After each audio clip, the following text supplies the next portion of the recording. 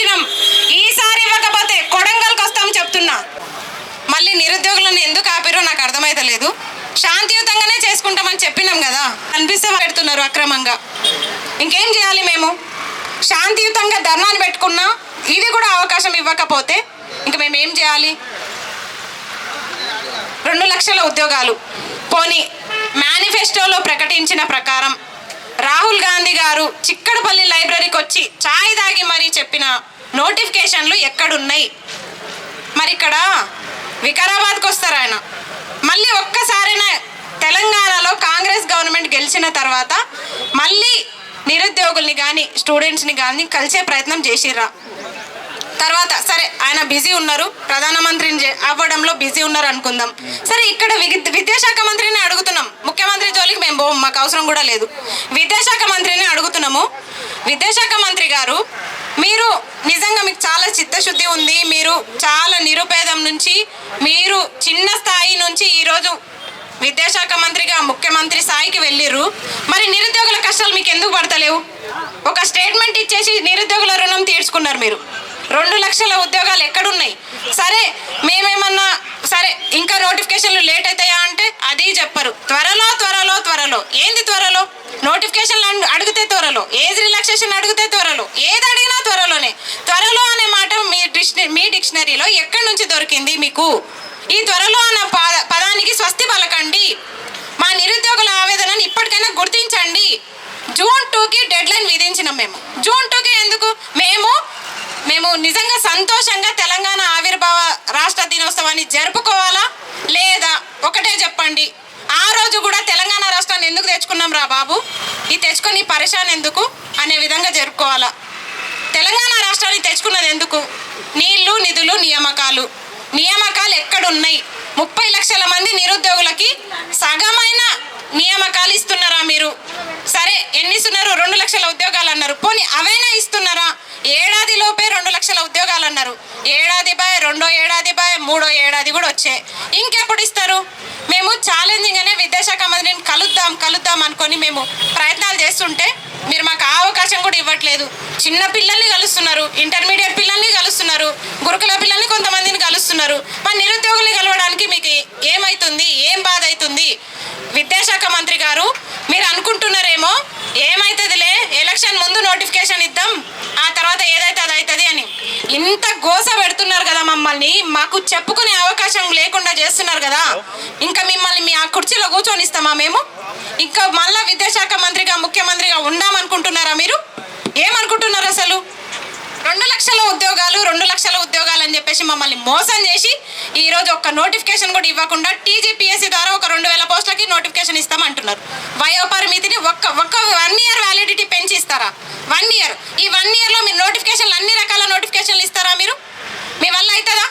చెప్పండి. ఫస్ట్ మీరు చెప్పాల్సిన మాట వ్యాలిడిటీ 1 ఇయర్ అని కాదు, ఈ 1 ఇయర్లో అన్ని రకాల నోటిఫికేషన్ ఇస్తామని మీరు చెప్పాలి కదా. లేకపోతే జూన్ 2లోగా అన్ని రకాల నోటిఫికేషన్లు ఇస్తామని చెప్పాలి కదా. మేము డెడ్ లైన్ ఏం విధిస్తున్నామంటే, ఇంకొకటి జీవోలు, ఓటీఆర్కి లాస్ట్ డేట్లు. అసలు ఓటీఆర్కి లాస్ట్ డేట్ ఎందుకండి? డిగ్రీ అయిపోయిన విద్యార్థులందరూ కూడా అప్లై చేసుకుంటారు, అప్డేట్ చేసుకుంటారు. ఓటీఆర్కి లాస్ట్ డేట్ ఎందుకు? ఇంకా జీవోలన్నీ అడ్డమైన జీవోలు. అసలు 46 జీవో నంబర్ 4, 108 జీవో, 29 జీవో, ఇట్లా ఈ జీవోలన్నీ నిరుద్యోగులకు హానిగా ఉన్నాయి. ఈ జీవోల వల్ల ఉద్యోగాలు కోల్పోతున్నాం అని చెప్తుంటే ఉన్న జీవోలు రద్దు చేయకుండా కొత్త జీవోలను పుట్టిస్తున్నారు మీరు. అసలు ఈ జీవోలన్నీ మాకు ప్రాబ్లం క్రియేట్ చేస్తున్నాయని చెప్తున్నాం కదా.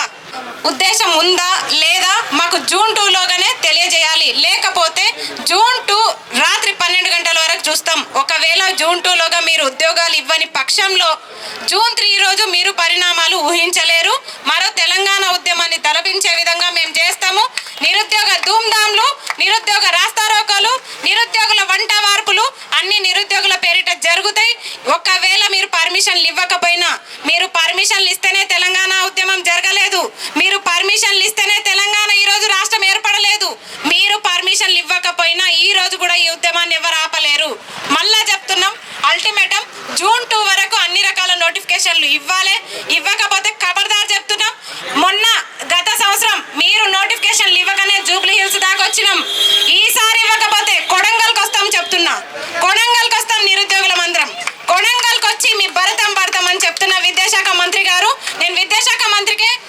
వార్నింగ్ ఇస్తున్నా, ఎవరిని కూడా ఏమనట్లేదు, విద్యాశాఖ మంత్రిని హెచ్చరిస్తున్నా. మాకు నిరుద్యోగులకి విద్యా వ్యవస్థతోటి విద్యాశాఖ మంత్రితోటే సంబంధం, మిగతా ఎవరితోటి మాకు అవసరం లేదు. విద్యాశాఖ మంత్రి గారే మాకు దీనికి ఆన్సర్ ఇవ్వాలి.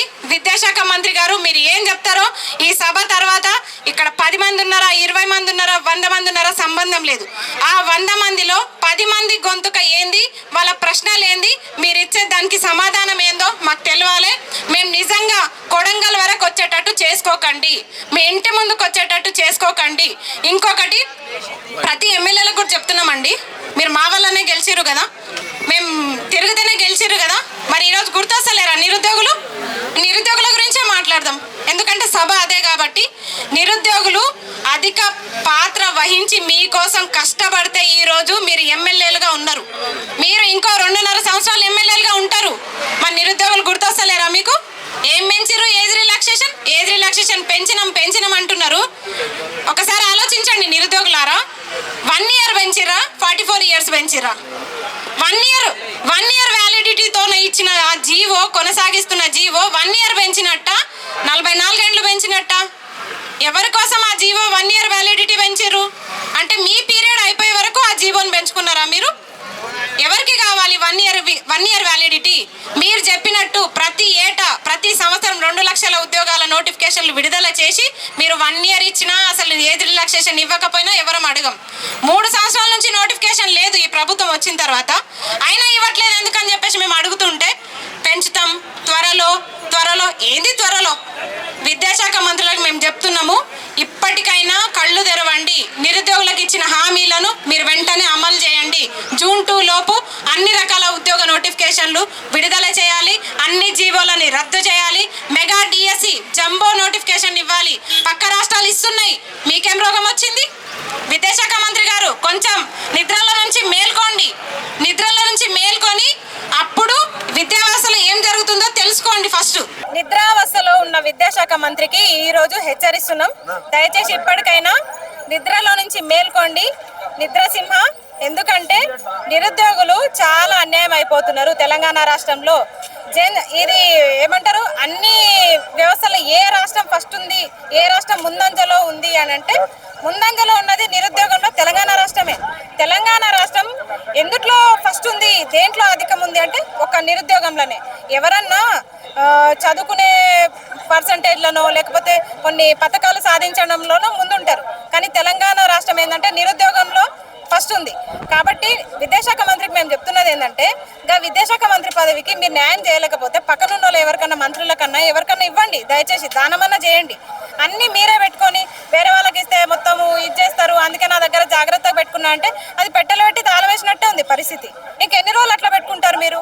దయచేసి 2.5 సంవత్సరాలు అవుతుంది, ఇప్పటికైనా మీరు ఇవ్వలేకపోతే నోటిఫికేషన్లు మీ వల్ల కాకపోతే మీరు ఆ విద్యాశాఖ మంత్రిని మీరు రిజైన్ చేయండి. దయచేసి మీరు రిజైన్ చేయకుండా మీరు అట్లే పెట్టుకొని హోంశాఖ మీ దగ్గరనే ఏమనంటే, ఇక్కడ లాజిక్ ఉంది, నిరుద్యోగులకు సంబంధించిన నోటిఫికేషన్ల పదవి విద్యాశాఖ మంత్రి, అది ఆయన దగ్గరనే ఉంది.